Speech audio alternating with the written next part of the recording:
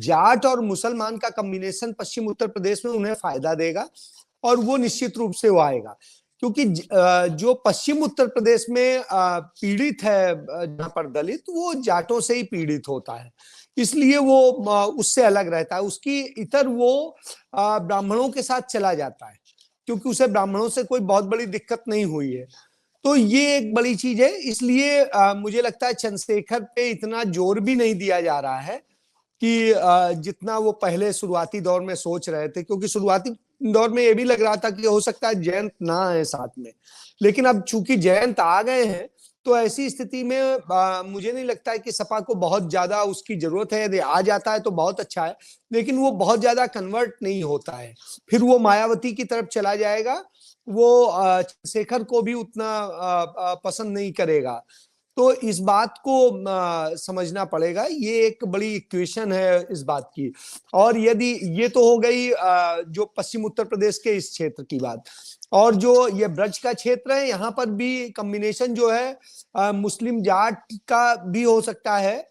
मुस्लिम जो है यहाँ पर जिस तरह से है वो तमाम सारे लोगों के साथ में कनेक्ट करता है, लेकिन यहाँ बनिया कम्युनिटी जो है वो अलग करती, तो ऐसी स्थिति में यहाँ पर भी दलित जो है वो बसपा के साथ जाता है, वो जरूर चंद्रशेखर के साथ आ सकता है, और उसमें कोई दो राय नहीं। तो चंद्रशेखर को यदि सेपरेट सीट मिलेगी तो उसमें जरूर करेगा, लेकिन वो वोट ट्रांसफर नहीं होगा किसी भी स्थिति में, ना तो वो जयंत को ट्रांसफर होगा और ना ही अखिलेश को ट्रांसफर होगा। वो कांग्रेस में जा सकता है लेकिन उनको नहीं जा सकता है। तो ये एक बड़ी चीज है, यहाँ की साइकोलॉजी में है इस चीज को, तो ये एक इम्पॉर्टेंट है। और दूसरी चीज, जैसे शरद भाई कह रहे थे, अशोक भाई भी कह रहे थे, मैं भी उसको आगे बढ़ाता हूं कि अखिलेश को एग्रेसिव होना पड़ेगा, ये संदेश छोड़ना पड़ेगा कि वो किस तरीके से वो करते हैं। अभी मैं मैनपुरी में बात कर रहा था कुछ थोड़ी देर पहले, तो वहां पे बात हो रही थी, हमने कहा तो उस स्थिति में भी अभी लोग विश्वास नहीं कर पा रहे हैं पूरी तरीके से, तो उसको जमीनी तौर पे ही अखिलेश को जाके वो विश्वास दिलाना होगा जो उनके पिताजी दिलाते थे, उनके चाचा दिलाते थे। तो उन सब स्थितियों में उन्हें उतरना पड़ेगा, जमीन पे जाना पड़ेगा। देखिए बहुत हो चुका इस तरह से, आपने एक कर लिया और दो कर लिया, ये रैली निकाल लेने से और ये कर लेने से नहीं हो जाता है, आपको निजी कनेक्ट भी बनाना पड़ता है, और ये राजनीति में बहुत ज्यादा जरूरी होता है।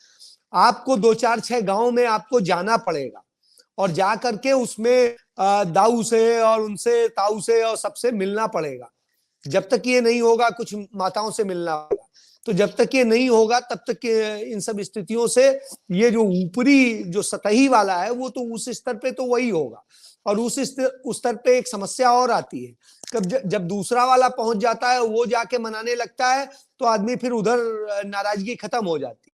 तो आप ऐसा नहीं करिए, जो आपका है उसे आप मनाइए और उसके साथ में जुड़िए और निजी करें, उसको रहे ये विश्वास आना चाहिए कि अरे हम अखिलेश भैया को फोन करेंगे तो अखिलेश भैया सुनेंगे, और जब तक ये नहीं होगा तो वो कनेक्ट बना के कोई फायदा नहीं होगा।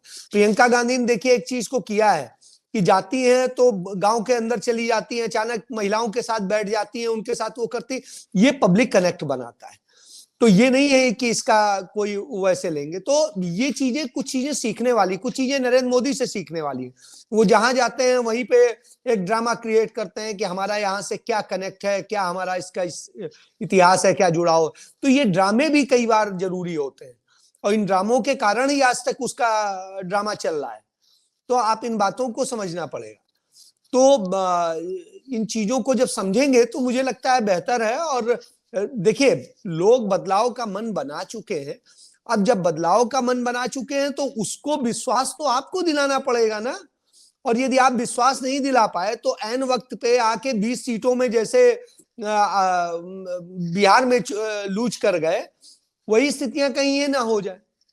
तो इसलिए, और एक बड़ी अच्छी चीज है जिसे शरद भाई ने भी कहा कि प्रियंका गांधी आपके वोट को टच नहीं कर रही, वो उन वोट को टच कर रही है जो भाजपा को नुकसान पहुंचा रहा है। ये एक बहुत अच्छी चीज है, और भाजपा को नुकसान पहुंचाने के कारण आपको बिल्कुल खुला मैदान मिल रहा है, आप उसको करिए। अब यदि वो भी आप नहीं करना चाह रहे हैं, आप जाके आराम फरमाना चाह रहे हैं, तो भाई देखिए नेताजी से सीखना पड़ेगा। वो गाड़ी के अंदर चलते चलते ही कपड़े बदल लेते थे। शरद भाई बता देंगे इस बात को कि मैंने तो ये बात, चूंकि उनके बहुत सारे करीबी लोग चूंकि वहां रहने के कारण मैनपुरी, एटा और इटावा में, तो वहां उनके जो बहुत करीबी लोग थे वो बताते थे कैसे नेताजी एकदम से वो करते और गाड़ी के अंदर जब निकलते तो ड्रेस चेंज हो गई होती थी। तो ये स्थिति होती थी। तो आपको सीखना पड़ेगा, थोड़ा सा उस ढंग से होना पड़ेगा, और उसके लिए आपको जमीनी, क्योंकि आप अभी तक तो है बबुआ की तरह पले हैं, तो आपको तो जीत के आए और आपको कुर्सी दे दी पिताजी ने।